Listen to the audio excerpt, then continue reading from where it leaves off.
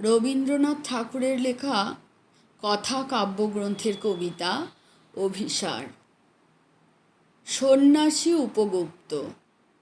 মথুরাপুরীর প্রাচীরের তলে একদা ছিলেন সুপ্ত।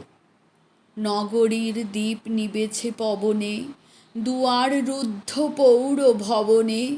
নিশীথেরও তারা শ্রাবণ গগনে, ঘন মেঘে অবলুপ্ত। কাহার নূপুর সিঞ্চিত পদ সহসা বাজিল বক্ষে। সন্ন্যাসী বর চমকি জাগিল, স্বপ্ন জরিমা পলকে ভাগিল। রূঢ় দ্বীপের আলোক লাগিল, ক্ষমা সুন্দর চক্ষে। নগরীর নটি চলে অভিসারে, যৌবন মদে মত্তা।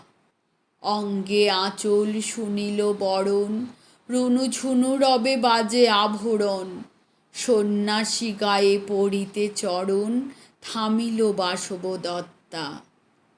প্রদীপ ধরিয়া হেরিল তাহার নবীন গৌরকান্তি।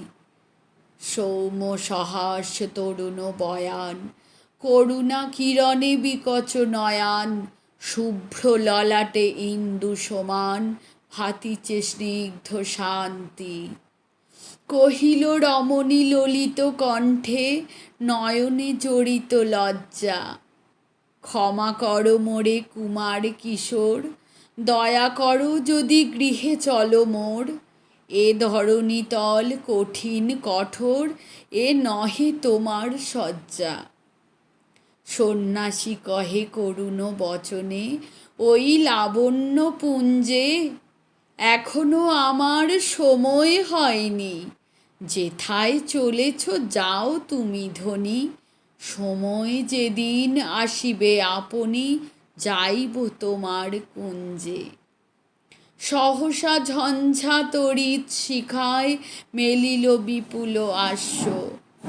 রমণী কাঁপিয়া উঠিল তরাসে, প্রলয় শঙ্খ বাজিল বাতাসে। আকাশে বজ্র ঘোর পরিহাসে, হাসিল অট্টহাস্য। বর্ষ তখনও হয় নাই শেষ, এসেছে চৈত্র সন্ধ্যা। বাতাস হয়েছে উতলা আকুল, পথতরু পাশে ধরেছে মুকুল। রাজার কাননে ফুটেছে বকুল, পারুল রজনীগন্ধা। অতি দূর